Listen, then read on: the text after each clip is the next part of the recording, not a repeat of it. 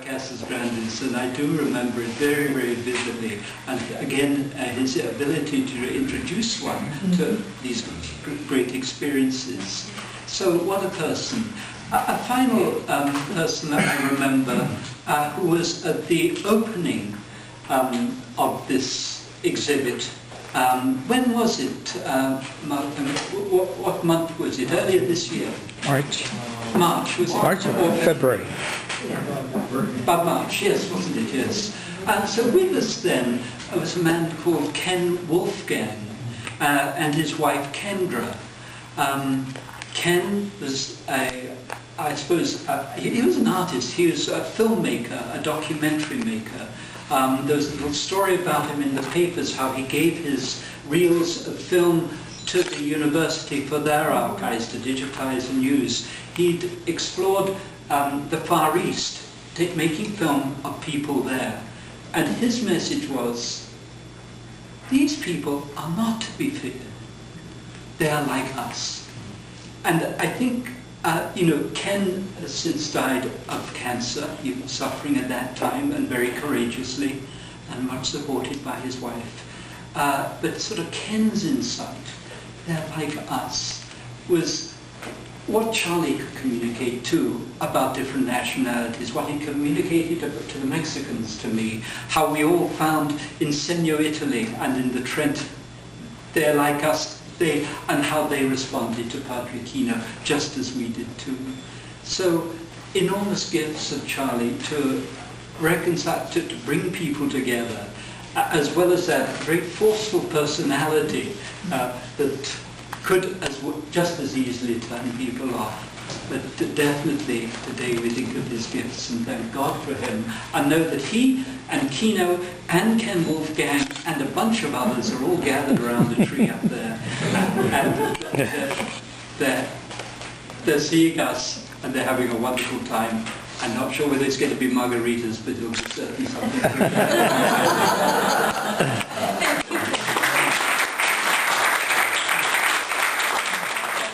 As we look around, we see people from diverse professions here. I see Judge Carmen Dolney here. I mean, how many people of different backgrounds have interest in Father Kino and, of course, honoring Father Polster. And now, to finish the program, we have Raul Ramirez, treasurer of the Kino Heritage Society, and Marco here, secretary, and they will talk to you about future activities that we have for you that we know you won't want to miss. And then afterwards, you can join us for some Libations. I'm going to talk about some of the activities we've had already, but I want to just share with you that personally I never knew Father Poser, but I met a number of people that did, but I feel that we've been following his blueprint.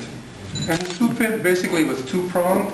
One was promoting the legacy of Padre Kino, and the other one was promoting sainthood.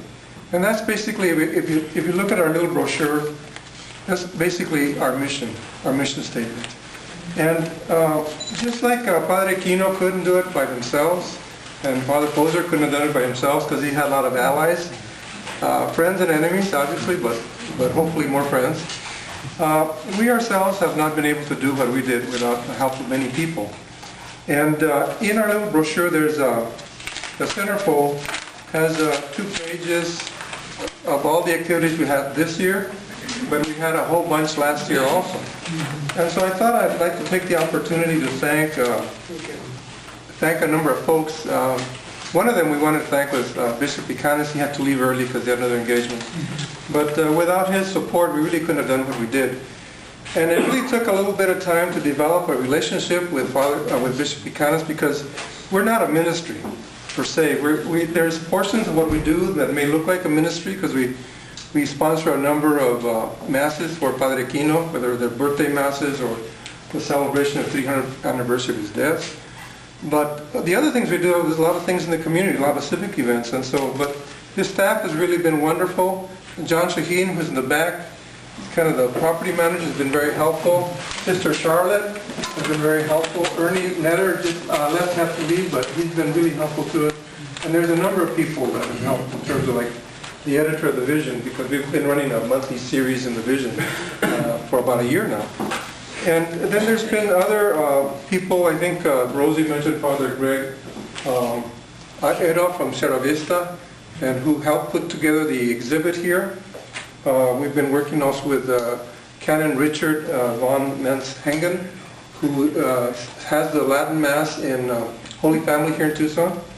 Father Steve Barnevsky from San Javier. We've had a number of masses there, both the celebration of the in August. We had it corresponds with the birth date of Tucson, but it's kind of a kickoff. But we have the birthday mass for Padre Kino, and then more recently we had a mass where the Archbishop Louis Bresson from Trenton, Italy, came and said a special mass in San Javier.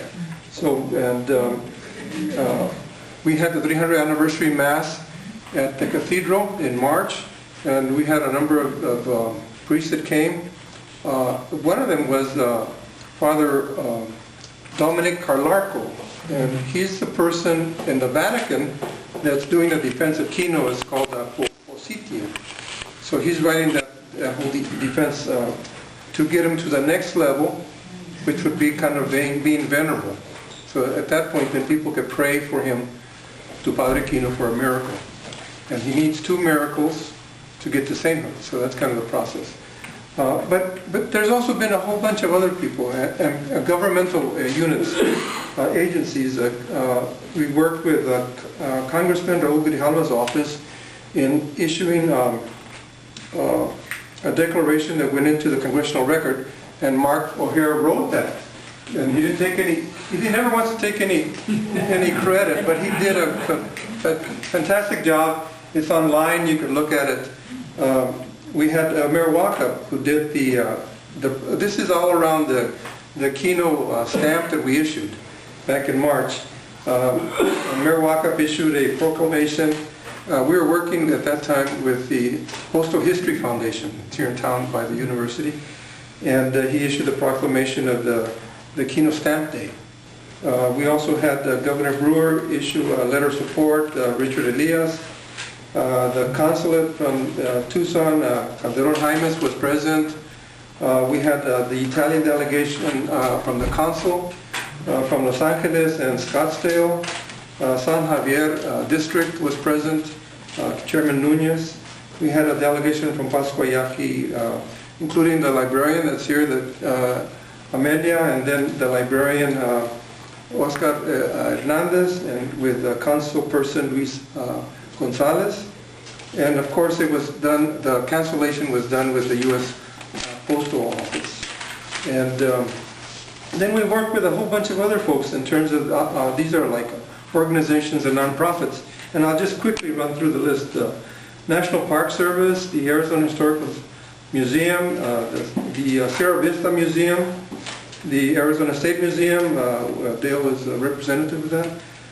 The Association of Culture for the Padre Kino in Segno, Italy, they were here. The board of the Diocesan Archives. Southern Arizona Symphony Orchestra, we had a series of concerts, 3 of them. The University of Arizona was a symphony orchestra.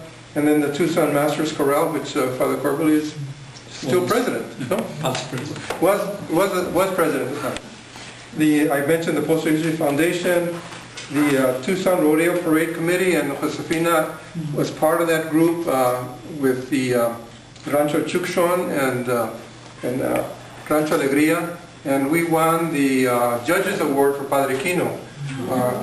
Charles Contini wrote as Padre Kino, so we were kind of honored to do that.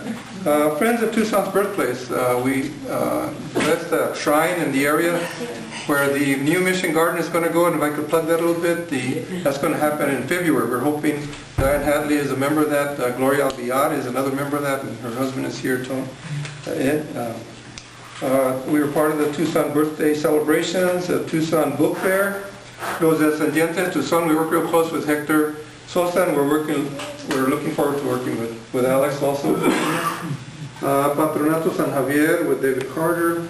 The Southwest Mission Research Center, Michael Gresham. Southwestern Foundation for Education and Cultural Preservation. St. Patrick's Day Parade Committee. The Gracia Foundation.